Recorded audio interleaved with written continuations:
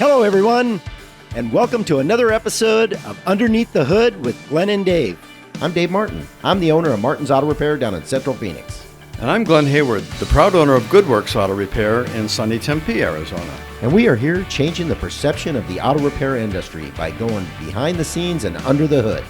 In these podcasts, we're going to discuss the good, the bad, and the ugly of owning a small business in the auto repair industry from an insider's point of view. So let's get started. Hey, good morning, Glenn. Morning, David. What's going on, sir? Hey, it's 2024. What? Yeah, can you believe that? Happy New Year to you. So what's going on in your world? Man, I tell you what, business has been great the past year, and we're looking forward to an amazing 2024. The car manufacturers went through a huge glitch, back in the summer and the fall, It's been closing going on on for the a little while, factory, yep. creating parts shortages and all kinds of chaos and mayhem in our industry. And thankfully, we don't necessarily depend on them. Actually, for us, it's good that they quit manufacturing cars for a while because people keep theirs and they have them fixed and everything. But the supply chain, because many of the parts that we get come from dealerships because we use the highest quality parts we can to do our repairs, it does definitely put a kink in the hose. Yeah, and so what do you think about recalls? Recalls. Well, recalls are a super important thing, and I'm going to share this past week I got a notification from my daughter's Kia because we gave her the car a few months back, and it's a 2013 Sorento, and it was mentioned on many of the different vehicles that it covers. In fact, I think this one covered a 4 or 5 year span, and it said that there's a module in the engine compartment that can get hot and spontaneously combust and burn the vehicle to the ground. And I'm thinking, and then it says a caution. That's not a problem, is it? No, not really, and not if you hate your car or you. And I'm going to go a little further because it says we advise you not to park your car inside of a structure. Absolutely, yep. Because if the car burns down, it could burn your house down while you're sleeping, and so. I got my son and my daughter and my grandson living in a house, in a rental house, and I couldn't imagine what that would be like if the car, blew up and burned the house down while they were sleeping. Yeah, there was in my neighborhood, there was a guy up the street from us that had a Ford, and it caught on fire. Thank God it was in his driveway. It didn't catch his house on fire, but it's a scary thing when some of these recalls are, and the more scary thing about it is when you called the dealership to find out how you could get this fixed, what did they tell you? That there weren't enough parts right now. As soon as the parts came in, they'd start notifying customers to start making appointments to get it in. So they didn't give a time span. It could be a year, right? Could be weeks, months, a year, depending on how fast they can get those parts manufactured, test them for the integrity that they're supposed to have, and then get them to the dealerships. Ship them from overseas to the dealership, and the dealership has to start contacting the customers and saying, okay, we have this part in, so by the time you make your appointment and get it installed, and of course it's done for free. Big whoop, right? When you're agonizing over the possibility of your car starting on fire and killing you. So it's something that thankfully that there's the National Traffic Safety Bureau. And we're going to give you the website later on in the podcast, so you can find it. You can find any and all recalls. Yeah. Let's talk about some vehicles from yesteryear that had some pretty serious issues. You're talking about like the Ford Pinto?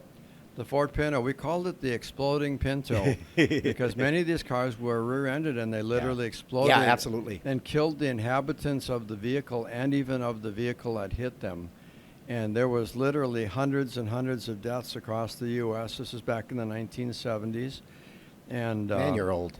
Ford got the pantsuit off of them for not properly testing those and seeing what would happen in these collisions. That's why they do these collision tests, and they become more and more prevalent. But apparently the integrity, the structural integrity of the vehicle, the bumper and everything, and the way the gas tank was designed, as soon as that car caved in the back, it would puncture the fuel tank, create a spark, was a small And- car too. It was a and- real compact car, and they were, and then of course they put a bigger tank in there. And they wanted to get you to drive it longer ways. You could put more fuel in it and drive it, more miles. But yeah, the way they structured it, the way they designed it and engineered it, it had some flaws in it, and that was a big problem back in those days. And the technology that we have today with the crash testing and all that. I was on a website, I don't know, it was probably about a month ago, and they had this big truck, and they put all of these vehicles up against a wall, and this big truck runs into it at so many miles an hour. Yeah, I saw and that. they did it with, like, I don't know, probably 30 cars, in SUVs, trucks, cars, Right. and it was amazing to me to see how the cars crumbled. Because that's what they're designed to do. Yes. Back in the day, in the 70s you were talking about, those cars, when you hit each other, you just kind of bounced off each other and didn't do as much damage because there was nothing to Right, they had didn't crumble. shock absorber bumpers Yeah, and all yeah. kinds of stuff. And, Yeah, if you yeah. remember back in the mid-'70s, they started putting extensions on Yeah. the bumpers. Yeah. And they looked kind of funky because the bumper was no longer close to the body of the car. It was like 4 or 5 inches back. And they put these shock absorbers that if there was an impact, that those shock absorbers built into the bumper and the frame of the car would Yeah. absorb a lot of the impact. Yeah, and what they're trying to do is they're trying to make it so the people inside the car We're safe. were safer. They There was didn't no take much airbags back then. Yeah, and they didn't take them No, much of a no hit. one even thought of that. There There were no ever would be seatbelts. such a There thing. wasn't seatbelts in some cars. Yeah. You're- They weren't required anyway. Even if there were, a lot of people, they're the tough macho people. Who needs a freaking seatbelt? The After seatbelt they was- went through the windshield and broke their skull or died, The seatbelt back then was your parents sticking his arm out. that was it. I'm serious. I mean, Yeah. I I remember those days. I was there, been there, and done that. My dad one time, he had a Ford Galaxy and had no it's a 69 or 68 Ford Galaxy. I can't remember what exact year it was. And one day he was cleaning the inside of it and he armor-all the seats. And I was sitting on the seat. Lord. And he stepped on the Wing, brake. bam! I ended up on the floorboard. And Sorry, son. I'm like, this seat was so smooth. Sorry, son, but that was hilarious. No. Bet you won't do that again. Right.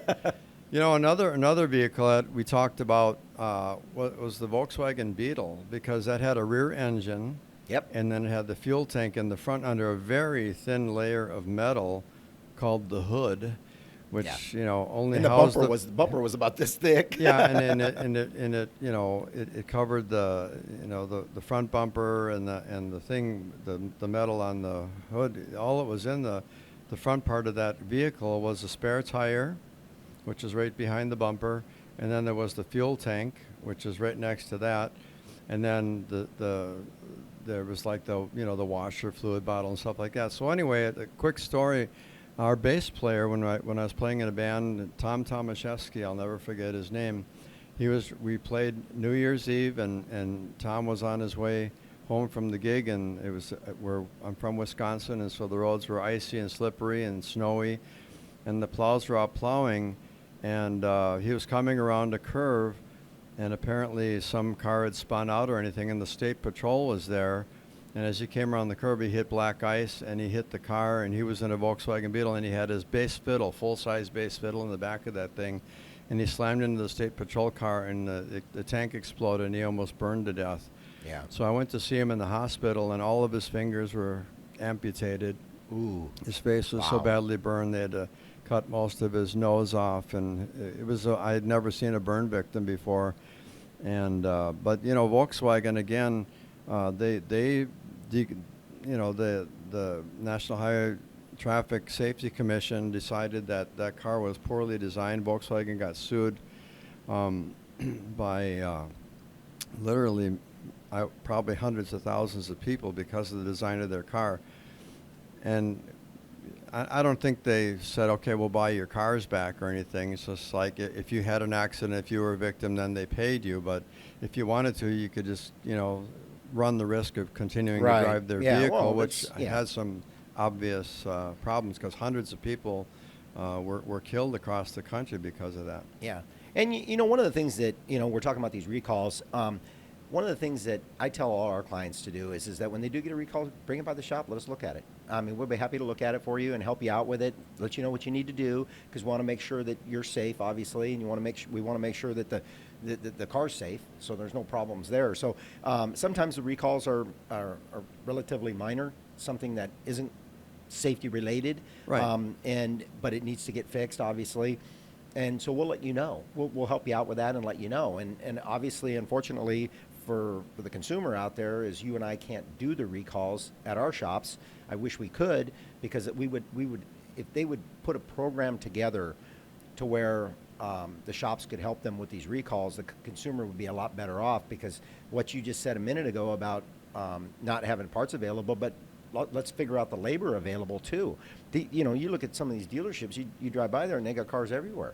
And with these recalls, it's just piling more and more stuff on them Yeah. to be able to do these things. And then the consumer ends up losing in the end. The Yeah, consumer's yeah, the one that yeah. doesn't get their car fixed in a timely manner. Right. So the question is, can these recalls be serviced by an independent shop?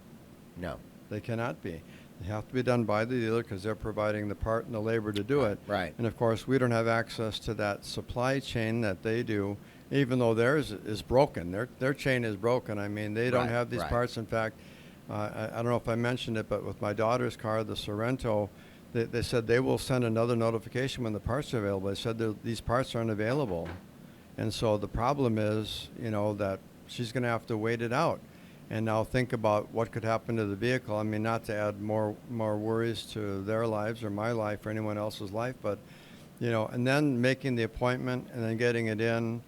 Yeah, the service is free, but, what does it cost you in the anxiety and the hurry up and wait, mode that you go into when they say we don't have these parts available, but as soon as they are, and then. Well, and the parts are made by a parts manufacturer. They're not really made by the auto Correct, manufacturers. the auto manufacturer. Yeah, does not make it. so that's why it could really work if they could put some program together to where the parts manufacturer and the aftermarket work with them to help them get these recalls back done more quickly, and especially the safety recalls, which you were talking about earlier. Right. I mean, it saved people's lives, man. It's Yep. it's crazy that we got cars out there that right now could burn your house down and kill you for no reason. I think that there needs to be some sort of a protocol or some kind of an effort to get a program together to where more people can get involved in it to help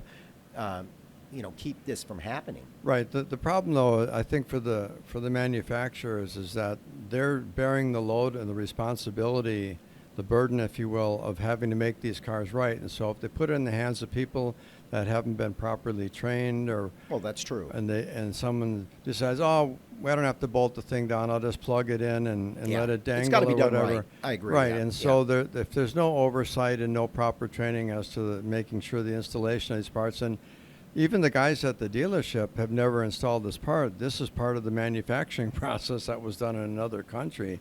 And so even these people at the dealership have to be properly trained how to remove and put those parts back in the right place with the right amount of bolts, and all of the wiring harnesses are snapped in with their proper locks and everything. And another thing is, we tell our clients all the time, if they come out with a brand new model or they redesigned a brand new model, we tell our customers, wait a year. Don't buy it the first year, because they're still working out the bugs. And we've seen it happen so many times. You are the crash dummies. Yeah, yeah. And they got weird problems. And I've had customers that they tell me this. They bought a car, it was a first year car, and it's in the it's in the dealership, for the first year. It's in there more than Then it's it in should their have been. garage, right? Yeah, then it should be. Yeah, Yeah. So I know people have been subject to 7 or 8 recalls on their vehicle. Yeah. Because they bought the brand new one. It is all shiny and new and smelled nice, and and now they're having to go through this laborious process, the growing pains, if you will, of all the mistakes. The dealership's not responsible for it; it's the manufacturer. Right, absolutely. The testing was yeah. inadequate. They're trying to poop them out as fast as they can and get them on the shelf so that you can go buy them, right? Well, it's kind of like Microsoft. When Microsoft first came out, what did they have? Service Pack 1, Service Pack 2, Service Pack 3. So what happens is They ran out of numbers, well, I think. and the after thing a of it while. is it's almost to the point now where a lot of these manufacturers they want to they want to get their product out there as quick as possible, and they kind of let the public because they fix want it. to start working on the next model year. Right, I mean, that's right. And what happens is the public ends up fixing it. So when these problems arise, then guess what? The consumer is telling them you're having this problem. They realize they have so many of these problems. It's a consistent problem. So then it generates the recall. Right. Another tip I'll give to our audience out there is look at consumer reports before you even choose a car. Absolutely. You can learn a lot from that. Another couple episodes right now, we're going to talk about the most highly and lowly rated vehicles, the top manufacturers that we're all familiar with out there. And, it really pays to do your diligence. You work hard for your money. I'm assuming everybody out in our audience works hard for their money. And even if you don't have to work real hard for it, you're going to spend your money on something. You certainly don't want it to be. Well, you don't want it to be a nuisance and an inconvenience and broken down, and then we talked about the Ford Pinto, we talked about the Volkswagen, and then Toyota had a pretty significant recall there for a while with the vehicle accelerating and couldn't stop the car. Yeah. A lot of people died in those crashes. I think it was 70 or 80 people died because their car wouldn't stop accelerating, They originally thought it was a floor mat issue. And but it turned out it wasn't a floor mat issue. It wasn't a floor mat issue. It was actually the accelerator pedal that was the culprit. But the accelerator pedal would stick, and they couldn't pull it back. It wouldn't stop accelerating the vehicle. Yeah.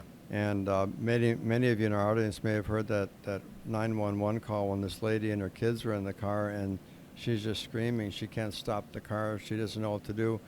The shut-off button wouldn't shut the car off, and it just kept accelerating. She ended up slamming into a wall, and they all were killed in a fiery crash. So it's really, tragic.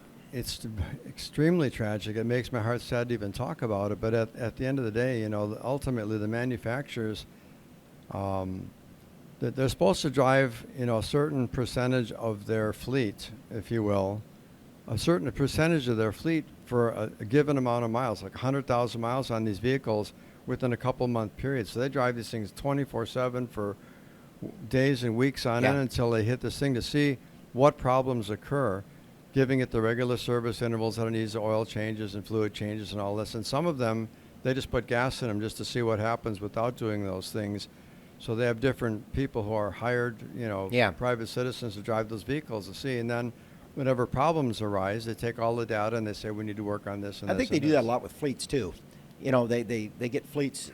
When they get a new model out, I think they try to give it to some fleets because they're going to put some hard miles on it and they're going to drive them a lot, so they can get a little bit more data, being that they're driven a lot quicker. It's like they're putting 100,000 miles on a vehicle in a year. And the average consumer puts maybe 10, 15, 20,000 on their vehicle a year. So it's longer. The data, it takes them longer to get the data. So when they give it to the fleets, I think they get a little bit better, get a little bit more accurate data. Try to figure out what the problems really are, so they can fix them as quick as they possibly can. Right. Well, a part of the problem with that scenario too is they're driving all those miles in a short period of time, so the problems may not occur until years. Absolutely. Years after the vehicle's been driven, even with less miles on it than when it may have occurred during the course of their miles testing. mean a lot, but time means just as much. You're correct on that. That's absolutely true. So as far as the consumer out there, when they get these recalls in the mail, what is the first thing they should do? Read it. Don't throw it in the garbage. Don't say, oh, they're just trying to sell me another car. You see this is from Toyota of Japan or Toyota USA or whoever is sending the letter out. Don't go through your mail and say, they're trying to sell me another car or whatever it is. You get a lot of sales material from different sources, right? New mortgage, this, credit cards, whatever, and you're just kind of filing through your mail and holding it over the garbage can.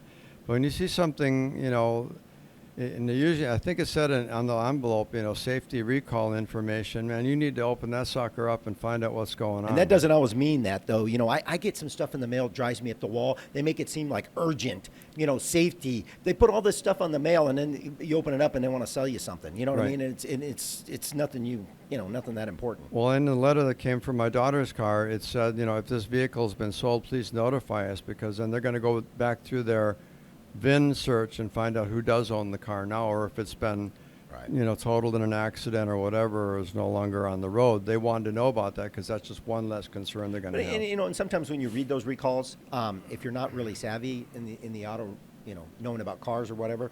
Sometimes what happens is you're more confused after you read it than before you read it. Right. So that's why I tell all our clients, let us help you. Let us be a resource for you. Let us try to, we'll let you know, because chances are by the time you got that card, letter, whatever it is, we already know about it. Yeah. We've already heard about it. We've already seen it. And I know you have, software is the word I'm looking for. Yeah. You have software, and we have software too. So we can look up all that stuff, and we can get actually the tech talk version of it to find out exactly what that recall means. Yeah, I read Ratchet and Wrench and a bunch of other Motor Age and a bunch of other electronic things. Every week I read dozens of articles, and it's funny, 20% of them are on recalls. Over 1 million cars or 100,000 cars or 300,000 cars are being recalled. Yeah, a lot. For It's a crazy. variety of different things. So it's really important for you to pay attention to that stuff when it comes, because it could cost you your life. Well, absolutely, or burn your house down. Even if it doesn't kill you, the thing of it is burn your house down, and now you got a bigger problem. Yeah. Now you don't have a place to live or a car. Yeah, even if your insurance covers it, or you sue the automobile manufacturer, you're going to have to move. You're going to have to recover all the stuff you lost. And you're not going to recover all your stuff. No, Let's face it, never. all the family heirlooms and all the things that are so important to you, they're all in flames. So you really, the real safety recalls, the ones with the fires and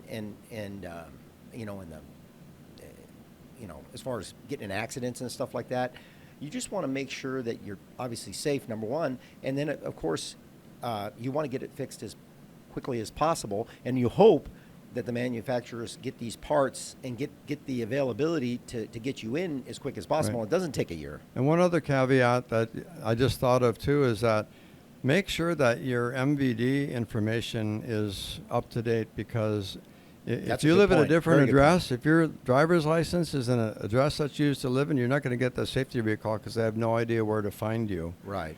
And so if your MVD, if your license information, if you've moved, registration, some people have moved twice, and they still have their address from the house before last, their apartment before last that they lived in. So make sure that you get this stuff up to date, because they're not going to get these notifications. They won't be able to advise you that you have an important recall on your vehicle. Right. That's a really, really good point. And like you had mentioned earlier, Glenn, we are going to put on the bottom of this a few links for you to look them up. There's 3 different links that they're going to be on there, and you can also get some of these notifications electronically. I know. Hey, I got a neighbor. Literally, the mailman can't stuff any more mail in this guy's mailbox, and he never goes out and gets his mail. And a lot of people really, they grab their mail and throw it in the recycle bin, and it's done. They don't even really go through it. So if you'd rather, no one's going to come knocking on your door. Hey man, you got a safety recall on your car. Absolutely not. Absolutely not. So if you want to get it electronically, you can definitely sign up for that, and they will send it to you. And I know sometimes electronically, people don't even check their email anymore. It's just as bad as the mailbox. Yeah, it's like spam. More many, spam. And you know what I finally did? But hey, what flavor spam do you like, Dave? I don't like any of it. But I will tell you this. One of the things I did was I set up two emails, and I got one email that if I know I'm going to get junk from them that I don't really care about it. Let's say you go to a trade show or whatever, and they want your email address. I give them that because I know it's not important. But I give out my other email for bills and important things. So I always make sure that I look that over. And sometimes it just helps sieve through all the garbage. I've never hit the unsubscribe button more than I have in the last couple of years. It's gotten ridiculous. People are. I'm bombarded. I get 50 new emails a day. I don't know why people think they need to send you email every other day. I just don't get it. You know what I mean? And it's the same email. It's like, they didn't answer me back. No, it's crazy. I didn't answer you back because I deleted it. You know. So that's a whole other subject. But right. but the point is with these recalls, it's very, very important that you get the information. It's very, very important because that you respond to it. And respond to it, yes, and let us help you. Let us be a resource. Anything that we can do. If you got a shop that you go to on a regular basis that you've got a great relationship with, ask them. Don't hesitate. Ask them and what you should do, and they'll give you all that information because we're in the auto Right. repair industry, and we know what to do. Right. And yeah, even though we can't do the work, we're going to send you to the right source. Right, and we'll help you through it. And that's the important thing, is that you get the information that you need so you can make a well-informed decision. Well, thanks again, folks, for your time and attention today. Remember, you can find us on podcastunderthehood.com. That's podcastunderthehood.com. We love people, and we love our industry, and we want to make sure that you stay up to date on things, okay? Absolutely. Thanks again. Thanks again. Talk to you next episode. See you in the next episode. Bye.